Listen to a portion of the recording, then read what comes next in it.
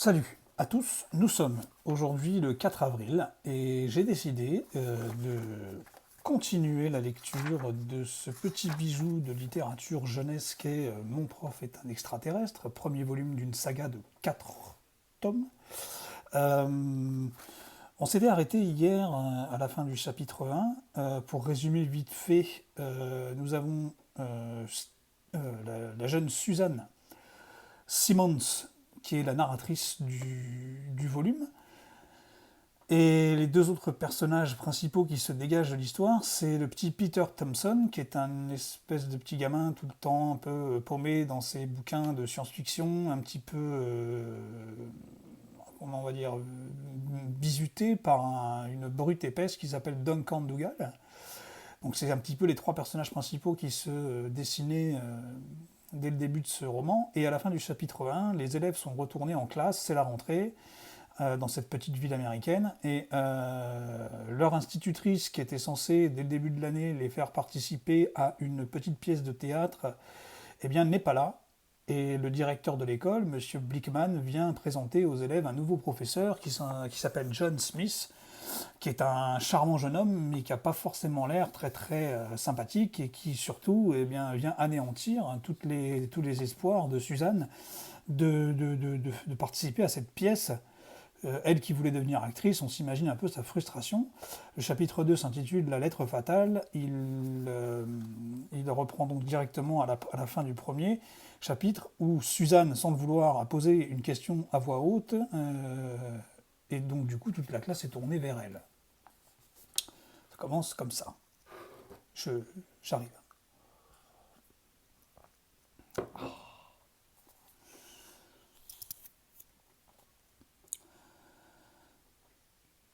Chapitre 2, la lettre fatale. Monsieur Blickman me fusilla du regard. Suzanne, si vous avez quelque chose à dire, commencez donc par lever la main. Allez vous faire cuire un œuf, pensai-je. Mais comme il n'y avait aucune raison d'envenimer les choses, j'obéis docilement. M. Blickman m'ayant fait signe de parler, j'articulai avec la plus grande politesse possible. Qu'est-il arrivé à Madame Schwartz? Il s'agit d'une affaire privée, répondit M. Blickman. Qu'est-ce que ça signifiait? Elle attendait un bébé? Elle avait contracté une terrible maladie? Il l'avait mise à la porte? Quelle que fût la raison, pourquoi ne nous avait-elle pas avertis? Pourquoi était-elle partie sans nous dire au revoir? Je ne pris pas le temps de réfléchir davantage, je me levai et déclarai « Je veux savoir où elle est ». M. Blickman m'examina d'un air surpris. Ses joues étaient devenues encore plus rouges. « Connaissez-vous le sens du mot privé, mademoiselle Simmons ?» demanda-t-il. « Oui, monsieur », murmurai-je en reprenant piteusement ma place. Pendant que je m'efforçais de maîtriser ma déconvenue, M. Blickman se répandit en recommandations sur ce que devait être notre comportement envers notre nouveau professeur. Puis il quitta la pièce, nous abandonnant à M. Smith. En regardant M. Blickman s'éloigner, je me demandais s'il n'avait pas secrètement renvoyé Mme Schwartz. Je l'avais toujours soupçonné de la détester, en partie parce qu'elle n'aimait pas faire les choses selon le règlement.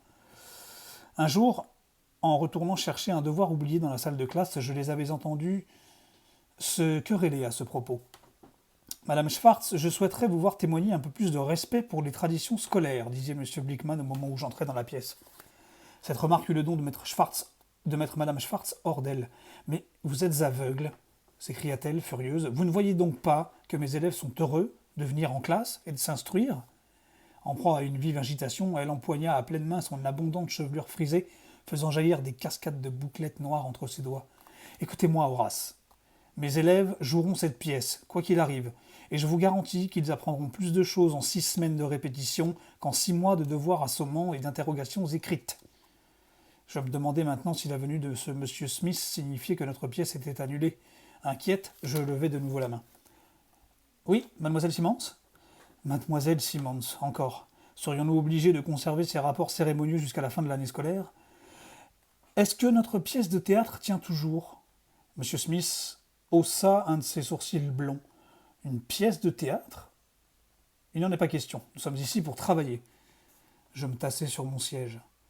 Les joyeuses perspectives des répétitions venaient de s'évanouir. Autour de moi, j'entendis les autres élèves murmurer des protestations, et M. Smith asséna un coup de règle sur son bureau. M. Blickman m'a engagé pour remettre un peu d'ordre dans cette classe. Je constate que ce qu'il m'a dit de vous était correct. Un peu de discipline vous fera le plus grand bien. Peut-être avait-il à moitié raison. Sans être indiscipliné, notre classe ne tenait pas souvent compte des exigences d'un M. Blickman. La plupart d'entre nous avaient déjà vécu 6 années scolaires sous la férule de professeurs qui obéissaient comme des moutons aux consignes rigoureuses imposées par le directeur. Ce n'était certes pas le cas de Mme Schwartz, et nous lui en étions très reconnaissants. L'atmosphère détendue qui régnait dans sa classe nous convenait parfaitement, nous nous y amusions franchement, mais nous apprenions aussi beaucoup plus de choses que les années précédentes. Mon père affirmait que Mme Schwartz possédait un don unique, celui de nous instruire en nous divertissant. Il est vrai qu'avec elle, tout devenait intéressant. Prenez par exemple le jour de la rentrée scolaire. Ce jour-là, Mme Schwartz commença par attirer notre attention sur le livre d'explication de texte de la classe de CM2, un ouvrage rébarbatif intitulé « Littérature et poésie classique ». Cela, nous dit-elle, n'est pas un bon livre. Elle le tenait entre deux doigts d'un petit air dégoûté comme s'il s'agissait d'un mouchoir sale. Après l'avoir laissé tomber au fond d'un tiroir, elle ajouta « J'en connais un meilleur. En fait, j'en connais des centaines. » Elle se baissa derrière son bureau et traîna sur l'estrade une énorme caisse contenant des piles de romans, parmi lesquels elle nous invita à faire notre choix. Nous passâmes notre premier trimestre à lire de vrais livres. Parfois, nous lisions tous le même, parfois, chacun lisait un livre différent. Madame Schwartz organisait ensuite des discussions au cours desquelles nous parlions de l'intrigue et des personnages. Les débats étaient fort animés. Ceux d'entre nous qui n'avaient jamais aimé lire commençaient même à s'y mettre de bon cœur. Malheureusement, M. Smith ne croyait sans doute pas ce genre d'expérience. Sa première initiative ce matin-là fut de nous distribuer à chacun un exemplaire de littérature et poésie classique. Madame Schwartz avait coutume de nous faire la lecture à voix haute, souvent 2 fois par jour. Elle nous avait ainsi tenus en haleine avec l'île au trésor, ou fait rire aux larmes avec 3 hommes dans un bateau.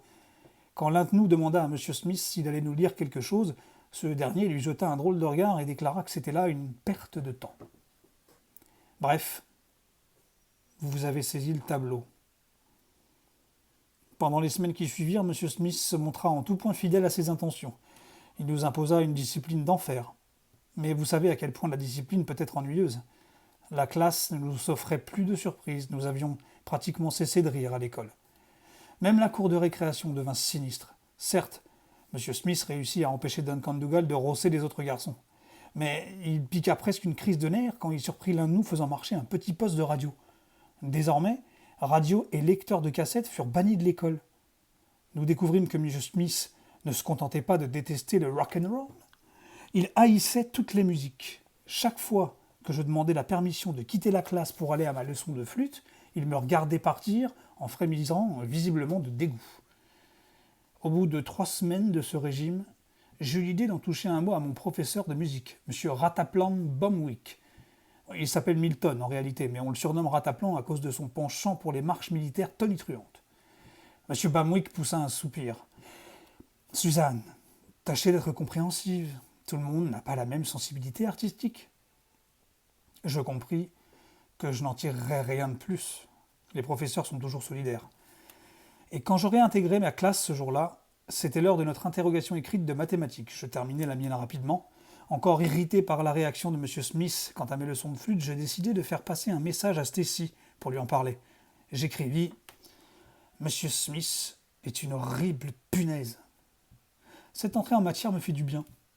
Il a démoli cette classe, poursuivis-je. Notre année scolaire est foutue. Cet homme est un philistin de la pire espèce.